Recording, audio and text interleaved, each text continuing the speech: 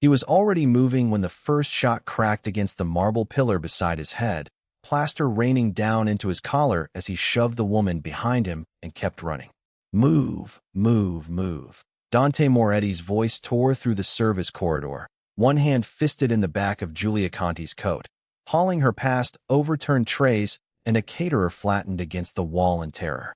Behind them, the ballroom he'd just walked out of erupted into screaming, chairs scraping, someone's champagne flute shattering on stone. Giulia's heel caught the edge of a rug, and she went down hard, palms skidding against tile, and Dante didn't slow. He hooked an arm under her ribs and yanked her upright without breaking stride, dragging her through a service door that slammed behind them into sudden, ringing silence. "They followed us here," she gasped. "They followed us to my cousin's wedding. Sit." He shoved a chair against the wall, pressed her into it, already peeling his jacket off to check the tear at her shoulder where a bullet had grazed close enough to open the fabric. Blood, dark and spreading, bloomed through her sleeve. "You're hit." "I'm fine." "You're bleeding, Giulia." "That's not fine. That's the opposite of fine." His hands were shaking, and he hated that they were shaking, because Dante Moretti's hands did not shake, not when he buried men, not when he watched his own father bleed out on a kitchen floor 11 years ago. They shook now, working the buttons of her dress open at the shoulder to see how deep it ran. If you've made it this far, you already know this story is about to get worse before it gets better. Hit subscribe now, because you do not want to miss where this goes. The wound was shallow, a furrow more than a hole, and something in his chest unclenched a fraction. He pressed his jacket against it anyway, hard, and she hissed. "Careful, that's silk, you barbarian. You're worried about the jacket. I'm worried about bleeding on it. There's a difference." Her voice cracked on the last word, the joke collapsing under itself, and she pressed her free hand over her mouth like she could hold the fear in that way. "Dante, someone shot at my cousin's wedding. Someone shot at me. They weren't aiming at you. That's supposed to help? They were aiming at me." He said it flat, the way he said everything that mattered, like the truth was a debt he was required to pay in full even when it cost him. "Which means it worked. Which means you got hit standing where you had no reason to stand except that you wouldn't let go of my arm when I told you to run the other way. I wasn't leaving you in a room full of. You should have. I know." Her chin lifted, dark eyes bright and furious, mascara smudged at the corner from held-back tears she refused to let fall in front of him. "I know, and I'd do it again, so you can stop looking at me like that." He didn't stop. 3 floors below them, sirens were starting, distant and multiplying, and somewhere in the wreckage of the ballroom his cousin Matteo was already working the room the way Morettis had worked rooms for 3 generations, smoothing panic into order, herding 200 wedding guests toward the exits, buying Dante the 90 seconds he needed to get the only person who mattered out through the kitchens. "Whoever did this," Giulia said, quieter now, "they knew you'd be here. They knew the seating chart. They knew which door led where." She looked up at him, and something in her face had shifted from fear into the sharper thing underneath it, the thing that had made him fall for a plus-size seamstress from Bensonhurst who mended tablecloths for a Mafia family and somehow never once flinched at what she learned about them. "That's not a stranger, Dante. That's someone who's been inside this family long enough to know the floor plan." He went very still, because she was right, and he'd known it the second the first shot came from the east stairwell instead of the obvious approach through the lobby. Known it in the part of his brain that had been trained since childhood to read a room for exits and threats before it read anything else. Only 3 people had access to tonight's full seating chart. His cousin, his consigliera, and the woman his family had spent 4 months quietly investigating because she'd gotten close to Giulia far too fast, asking far too many questions about Dante's schedule for someone claiming to just be a bridesmaid. "Rosa, Dante." Giulia's hand found his, blood-slicked and cold, gripping hard. "What aren't you telling me?" Footsteps sounded in the corridor beyond the door, measured, unhurried, wrong in a building where everyone else was running. Dante rose slowly, putting his body between Giulia and the door, one hand moving inside his jacket to where he kept the only thing in this world he trusted completely. "Whatever happens in the next 30 seconds, he said, not turning around. "You do not come out from behind me. Not for anything. Not even if you hear my voice telling you to." The door handle turned. The handle turned slowly, deliberately, and Dante's grip tightened on the pistol inside his jacket as the door swung inward to reveal not an assassin, but Matteo, chest heaving, tuxedo jacket gone, blood, not his own, spattered across his white shirt. "It's contained," Matteo said, already scanning the room, eyes catching on Julia's shoulder. "Two shooters, both down. Perimeter's clear. But Dante..." He stopped himself, glanced at Julia, and something passed between the cousins in that look that made her sit up straighter. "Say it," Dante said. One of them was carrying ID. Sloppy, stupid, but real. He worked catering. Rose's catering company. Matteo's jaw worked. The one she recommended for tonight. The one she insisted on, remember? Said the usual company overbooked. The silence that followed had weight to it, the kind that pressed against Julia's ribs harder than the bullet graze throbbing under Dante's ruined jacket. "Where is she?" Dante said. Not a question. Gone. Slipped out during the panic. Car's gone from the valet line. Matteo's eyes flicked to Julia again, apologetic in a way that made her stomach drop before he even spoke. "Julia, she asked you something last week. About Dante's Thursday schedule. The clinic visits." Julia went cold. "She said she was worried about him," Julia whispered. "She said his coughing had gotten worse, that she wanted to make sure he was actually keeping his appointments, that she cared about him, that we should look out for him together, as family." The words came faster now, panic climbing under them as she reassembled a friendship in real time and watched it turn to ash in her hands. "I told her which afternoons. I told her which building. Dante, I told her. You didn't know. I gave her a map to you. You gave a woman you trusted an answer to a question that sounded like love," Dante said, crouching in front of her chair, taking her face in both hands, even with blood still drying on his knuckles. "That's not betrayal, Julia. That's exactly how betrayal is built to work. It doesn't ask you anything that sounds dangerous. It asks you something that sounds kind. Everyone watching right now knows exactly what it feels like to trust the wrong person. Tell me in the comments who you'd have suspected first, because I promise you, it isn't who you think." Matteo cleared his throat. "There's more. There's always more with this family," Julia muttered. "And despite everything, despite the blood and the sirens and the 90 seconds that had somehow stretched into an eternity," the corner of Dante's mouth twitched, the closest thing to a smile he had left in him tonight. "Rosa didn't act alone," Matteo said. "The shooter's phone had one contact saved under a name. Cross-referenced it against the ledgers Papa kept before he died." He hesitated, and Julia realized she had never once, in 4 months of knowing this family, seen Matteo Moretti hesitate before delivering bad news. "It's a Castellano number." Dante's hand, still cupping Julia's jaw, went rigid. "That's not possible," he said. "The Castellanos signed the peace agreement 8 years ago. My father shook Salvatore Castellano's hand in this house. Salvatore's dead, Dante. Has been for 2 years. You know who runs it now. Vittoria." Dante said the name like a curse dredged up from somewhere old. "His daughter. Who you were supposed to marry," Matteo said quietly, "before you walked away from that arrangement to be with a seamstress who patches tablecloths." Julia flinched like she'd been struck, and Dante's head snapped toward his cousin with a fury that made Matteo actually take a step back. "Careful," Dante said low. "I'm not saying it to hurt her. I'm saying it because it's the only motive that makes sense. You broke a contract 2 families spend a decade building. Vittoria doesn't forgive that kind of insult. Not from a Moretti." Matteo's eyes were steady now. All business. The panic of the last 10 minutes folding itself back down into the cold calculation the family had bred into every one of its sons. "She didn't send shooters to kill you tonight, Dante. Think about where they were positioned.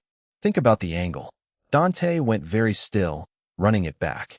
The east stairwell, the sightline that cut across the room not toward the head table where he'd been standing, but toward the smaller table near the terrace doors, where Julia had been sitting, where Julia had been laughing with her cousin the bride not 90 seconds before the first shot rang out. "They weren't aiming at me," Dante said, and his voice had dropped into something Julia had never heard from him before. Not anger, not even fear, but a kind of quiet devastation that scared her more than the gunfire had. "They were aiming at you. Dante, Vittoria doesn't want me dead. She wants me to watch." He rose, turning away from her, both hands dragging back through his hair, and for the first time since she'd known him, Since the night 8 months ago when he'd caught her hemming his mother's funeral dress and stayed to talk to her until 3 in the morning about nothing and everything. Julia watched Dante Moretti's composure crack straight down the middle. "I did this," he said. "I did this to you. You didn't pull a trigger. I put a target on your back the day I chose you." He turned back, and his eyes were wet, and it was the single most frightening thing she had witnessed all night. Worse than the gunfire, worse than the blood. "And I would do it again tomorrow. That's the part one can't forgive myself for. I'd choose you again knowing exactly what it costs you." Outside, the sirens had stopped multiplying and started arriving, red and blue light bleeding under the door, and somewhere beneath the sound of approaching police, Julia heard something else. The distant, unmistakable thud of a second car door closing in the alley behind the kitchens, quiet, careful, and not part of any rescue. Matteo heard it too. His head turned toward the alley window a half-second before Dante's did, and both men moved at once, Matteo drawing his weapon, Dante hauling Julia up out of the chair and back against the wall, away from the glass. "Police units are 2 minutes out," Matteo breathed. "That door's not police. Get her to the wine cellar. Now." Dante's voice had gone flat again. All the devastation from 30 seconds ago folded back under a layer of ice, so fast Julia almost didn't believe she'd seen it crack at all. "I'm not leaving you. You are, for once in your life, going to do exactly what I ask." He gripped her by both shoulders, blood from his knuckles smearing onto her collar, and pressed his forehead to hers for one stolen second. "I have already buried one person I loved in this house, Julia. I will not bury two. Go with Matteo." "Dante, please." It was the please that undid her. Dante Moretti did not say please. He gave orders. He made requests dressed up as courtesies, but he did not beg, and hearing it now, raw, stripped of every ounce of his usual control, was worse than any gunshot had been. Matteo pulled her toward the far door, and the last thing Julia saw before it closed behind them was Dante turning to face the alley entrance alone, jacket discarded, both hands empty at his sides in a way that looked less like surrender and more like a man deciding exactly how much he was willing to lose tonight. If your stomach just dropped the way mine did writing this, drop a comment telling me if you think Dante's making the right call, because 3 days from now, this exact choice is going to matter more than you think. The cellar was cold and smelled of dust and old oak barrels, and Julia's legs finally gave out the second Matteo shut the door behind them, sliding down against a wine rack, her shoulders screaming where the bullet had grazed it, her hands shaking too hard to be useful for anything. "He's going to get himself killed," she said. "He's not." Matteo crouched beside her, gun still drawn, eyes on the door. "Whoever's in that alley isn't here to kill him. If Vittoria wanted him dead, he'd already be dead. She's had opportunities for years. She wants something else. What? I don't know. But I know my cousin, and I know he just sent the woman he loves into a wine cellar so he could find out alone, which means whatever's about to happen up there, he doesn't want you to see it." Matteo's jaw tightened, "Which scares me more than the shooting did." Upstairs, muffled through 2 floors of stone, Julia thought she heard voices, Dante's, low and controlled, and another, higher, a woman's, cadenced like someone who had rehearsed exactly what she was about to say. She strained toward the door before Matteo's hand closed over her good shoulder, holding her still. "He said stay." "I don't care what he said." "Julia." Matteo's voice dropped, urgent. "In 4 months, I have never once seen my cousin ask anyone to do anything for his own protection. Not me. Not our mother when she begged him to leave this life after Papa died. You are the first person in 11 years he has said please to. Do not make that mean nothing." That stopped her. She sank back against the wine rack, breath ragged, and let the fragments come loose the way they always did when her body finally slowed down enough to let her mind catch up. 8 months compressed into flashes. Dante appearing in the Seamstress shop on Bensonhurst Avenue with his mother's funeral dress in a garment bag, silent, jaw tight, saying only that it needed to be perfect. Julia pinning the hem while he sat in the corner and, without being asked, started talking. About his father's murder, about the weight of a name he never chose, about a life that had been decided for him before he was old enough to object to it. Neither of them had planned on anything. It had simply happened, the way weather happens, undeniable and impossible to argue with. "He told me once," Julia said quietly, that Vittoria Castellano was supposed to be his wife, that it was decided when they were children. Cribs, practically. Her hand drifted to her shoulder, pressing against the ache. He never told me he broke it off for me. I thought it just fell apart on its own. Politics. Timing. It fell apart the week after he met you, Matteo said. He told our mother he couldn't marry a woman he didn't love just to keep a peace treaty warm. She told him love was a luxury men like us don't get. Matteo's mouth twisted, something bitter and admiring at once. He told her he'd rather bury the family business than bury who he actually was. That was the last real conversation he had with her before she died. Giulia's throat tightened. Above them, the voices had stopped. Silence stretched. 5 seconds, 10, 20, and Giulia felt each one land in her chest like a stone dropping into still water. And just as she opened her mouth to demand they go up regardless of what Dante had asked, the cellar door swung open. Dante stood in the frame, and he was not bleeding, not wounded, not triumphant. He looked, Giulia thought, like a man who had just been handed a piece of information heavy enough to change the shape of everything he thought he knew. Pale, still, one hand braced against the doorframe like his legs weren't entirely trustworthy. Dante, what happened? Who was that? He didn't answer right away. When he finally spoke, his voice was quiet in a way that frightened her more than shouting would have. It wasn't Vittoria in that alley. Then who? It was her mother. He looked at Giulia like he was seeing her for the first time, or maybe the last time, some terrible calculation working behind his eyes. And she just told me something about the night my father died that means everything I've believed about this family for 11 years is a lie.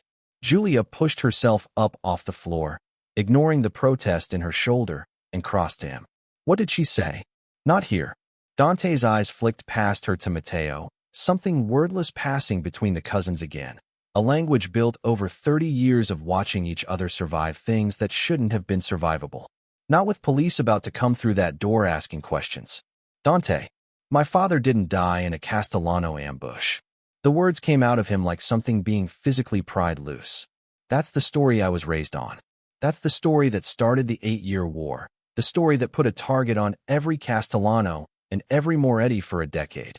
The story I have spent 11 years building my entire life around avenging. He pressed the heel of his hand against one eye, and when he dropped it, Giulia saw something in his face she had never seen there before. Not grief, which she'd seen plenty of, but doubt, total and foundational. Rosalind Castellano just told me it was one of our own men, that my father's own consigliere arranged it, and blamed the Castellanos, because Papa was 3 weeks from signing a deal that would have pulled the family out of half its rackets. Legitimate businesses only. No more blood money. Who? Matteo said, voice gone dangerously soft. Who was the consigliere 11 years ago? Dante looked at his cousin, and something passed between them that made Giulia's stomach drop before he even said the name. Uncle Salvatore. Somewhere right now, someone watching this is thinking, no way it's the uncle. Comment below if you called it, because I want to know how many of you saw this coming. Matteo's face went the color of ash. That's not possible. Salvatore mourned him. I watched him carry the casket. Rosalind has no reason to lie to me tonight of all nights, Matteo. Her daughter just tried to have the woman I love killed to punish me for breaking an engagement. And instead of protecting Vittoria, she came to warn me herself, alone, unarmed, walking into a house full of my men after a shooting. Dante's hands had curled into fists at his sides. She didn't do that to manipulate me. She did it because she spent 11 years watching the wrong family get blamed for something her husband didn't do. And tonight she decided she was done carrying that. Why now? Giulia asked quietly. Why tonight of all nights? Dante turned to her, and for the first time since the shooting started, his expression softened into something almost helpless. Because she said watching me nearly lose you reminded her what her husband lost when he made peace instead of war. She said, his voice caught. She said I looked exactly like my father did the day before he died. Like a man finally choosing something for himself instead of for the family name. Upstairs, footsteps thundered through the ballroom. Police, finally, fanning out through the house. Voices calling out room numbers and clear signals. Matteo swore under his breath. We need to move. Now. If Salvatore finds out what Rosalind told you before we're ready, he'll bury the truth the same way he buried your father. Matteo was already pulling his phone out, thumbing through contacts with the brisk efficiency of a man who had spent his whole life keeping his family alive through exactly this kind of crisis. I'll get security on the house. You two need to be somewhere he can't reach either of you tonight. The lake house, Dante said. He knows about the lake house. Not the real one. A ghost of something almost like a smile passed over Dante's face, grim, but real. The one under Julia's name.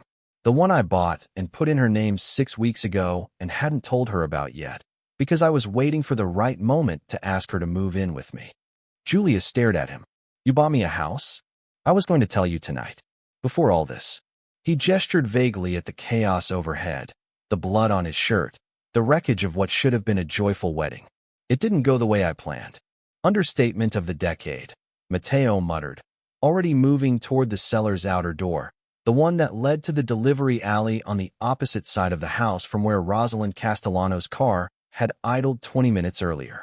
Come on, both of you. Out the back, through the garden gate. My car's parked 2 streets over. Cops will want statements, and I'll give them, but you two are ghosts tonight. Dante caught Julia's hand before she could follow his cousin, holding her back for one more second in the dim cellar light. I need you to hear this from me before Salvatore finds a way to spin it, he said. Everything I've done in this life, every deal, every enemy I've made, every year I spent hardening myself into someone capable of running this family. I did it because I thought I was avenging my father. If that's not true, if the war I built my whole identity around was started by someone inside my own house. His voice broke, just slightly, just once. I don't know who I am without that war, Julia. I've never had to know. You're the man who said please to me tonight instead of an order, she said, cupping his jaw the way he'd cupped hers upstairs. You're the man who bought a lake house and didn't know how to ask me to move into it. You're not your father's war, Dante. You never were. You just didn't have anything else to hold on to until now. Something in his shoulders released, fractionally, and he pulled her into him, careful of her wounded arm, and for one suspended moment the sirens and the chaos and the 11 years of blood between 2 families fell away into something quieter. Then his phone buzzed in his pocket, and when he pulled it out, his whole body went rigid at the name on the screen. It's Salvatore, he said. He's calling me right now. The phone kept buzzing in his hand, and neither of them moved to answer it.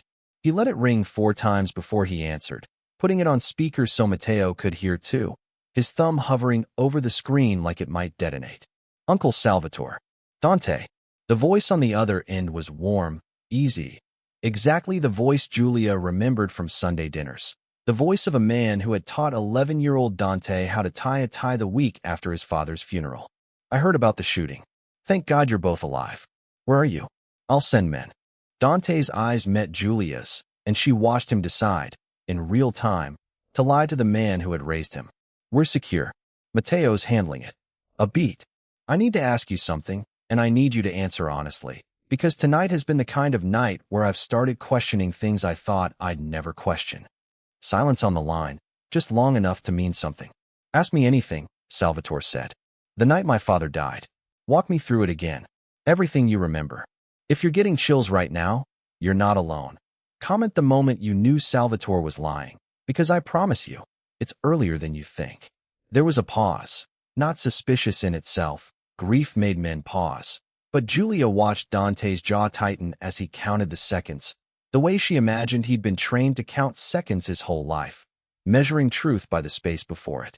Your father was ambushed on 14th Street, Salvatore said, the story coming out smooth, worn soft with 11 years of retelling. Castellano men. We found the shell casings, traced them back. To a supplier who sold to half of Brooklyn. Dante interrupted. I know the story, Uncle. I've told it myself 100 times. I'm asking if it's true. Another pause. Longer this time. Why would you ask me that tonight, of all nights? Because someone told me a different version an hour ago, and I need to know if I should believe them. The warmth drained out of Salvatore's voice like water through a cracked glass. Who told you that? Not what did they say? Not that's a lie. Who told you? Dante closed his eyes, and Julia watched 11 years of certainty finish collapsing in real time, right there in a cold wine cellar with sirens still fading outside. You just answered my question, Dante said quietly, without meaning to. Dante, you didn't ask me what the lie was, Uncle. You asked who said it. A man who was innocent would have asked what he was being accused of. His voice had gone somewhere Julia had never heard it go before. Not rage, not yet, but the low, controlled stillness of a man doing math he didn't want to finish. You arranged it. My father was 3 weeks from pulling us out of the rackets, and you couldn't let that happen. So you had him killed and spent 11 years letting me hate a family that didn't do it, and letting me become exactly the man my father was trying to stop being. You don't understand what he was about to do to this family. I understand perfectly. Dante's voice cracked. Just once. Grief and fury braided together so tightly Julia couldn't tell where one ended. You let me carry a war on my back for 11 years that was never mine to carry. You let me become a killer to avenge a murder you committed. Everything I did to protect this family, the way I've protected you since you were 12 years old. Protect me.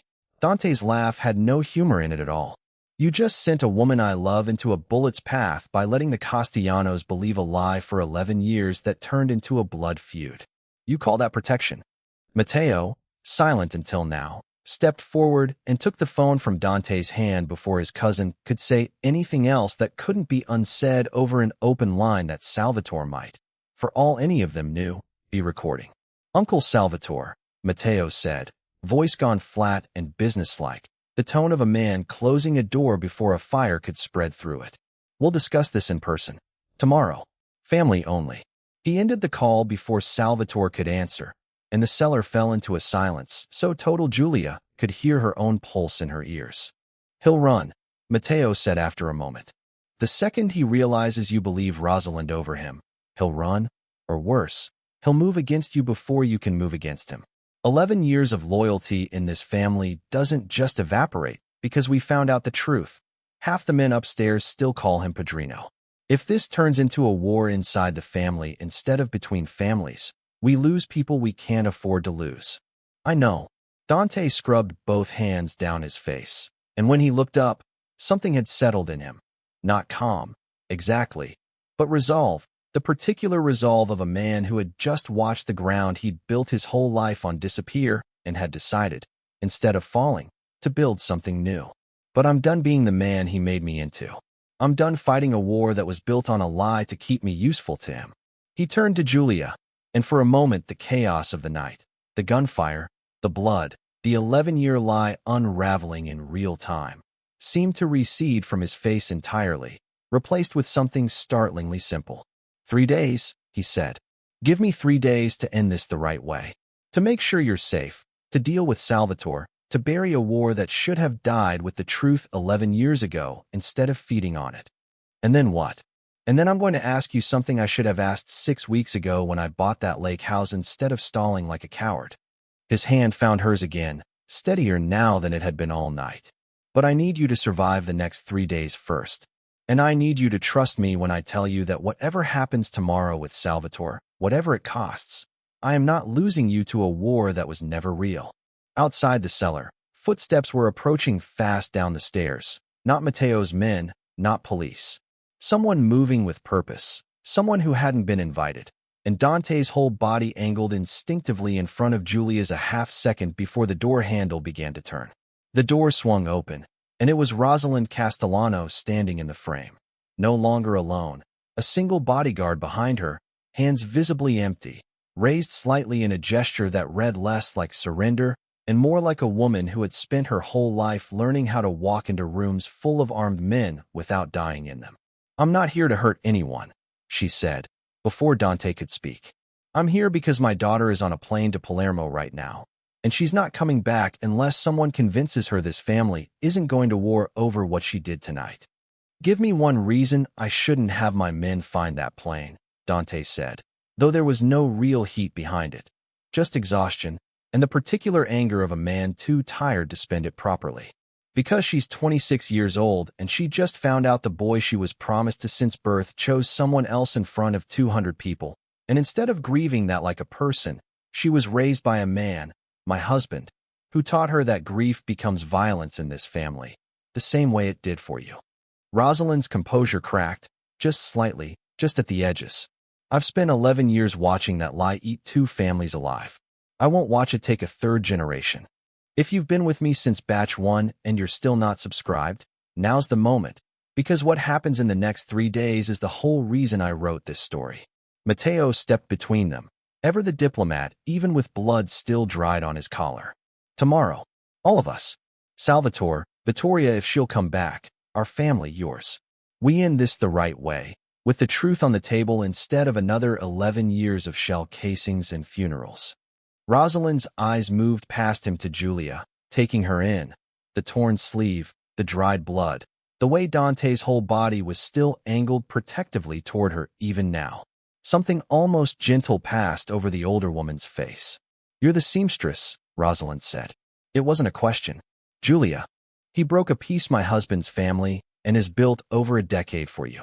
Rosalind studied her a moment longer, and whatever she found seemed to settle something in her. "I understand it now. Watching him look at you the way he just looked at you when that door opened, I understand why he did it." She left the way she came, quiet and unarmed, and the cellar exhaled around the 4 people left in it. The next 3 days moved like something underwater, slow, heavy, every hour weighted with consequence. Salvatore didn't run. In the end, Matteo's men found him at his sister's grave the second morning, kneeling in the frost, and when Dante arrived, he didn't find a monster waiting for him, but an old man who had spent 11 years drowning in the thing he'd done and had simply been waiting, all along, for someone to finally make him answer for it. There was no trial in the legal sense. There rarely was in families like theirs. But there was a reckoning, quiet and absolute, conducted in a locked room with Matteo as witness. And when Dante walked out of it, he was, for the first time since he was 15 years old, not carrying his father's murder on his back. Vittoria came back from Palermo on the second day, not for reconciliation but for her mother, and the conversation she had with Dante lasted 4 minutes and ended with something neither forgiveness nor war, an uneasy, exhausted peace between 2 people who had never actually chosen each other in the first place. Julia spent those 3 days at the lake house that had, it turned out, always had her name on the deed, watching Dante arrive each evening a little less armored than the night before, a little more like the man who'd sat in the corner of her shop 8 months ago and talked to a stranger about grief because something in her face had told him it was safe to. On the 3rd night, he came home with no jacket, sleeves rolled to his elbows, ink visible all the way to his wrists in the porch light. Years of tattoos she'd traced with her fingers 100 times by now, each one a story he'd eventually told her. And he didn't say anything at first. He just stood in the doorway and looked at her the way Rosalind had described, the way that had apparently been visible enough to end a blood feud. "It's done," he said. "Salvatore's gone. Vittoria," and I said what needed saying. "The war my father tried to stop 11 years ago, it's actually over now. Really over. Dante, I need to ask you something, and I need you to know I've never asked anyone this before, not once, not even when I was supposed to." He crossed the porch and knelt in front of her chair, and Julia's breath caught somewhere between her ribs and her throat. "I spent 11 years thinking my whole life was owed to a war.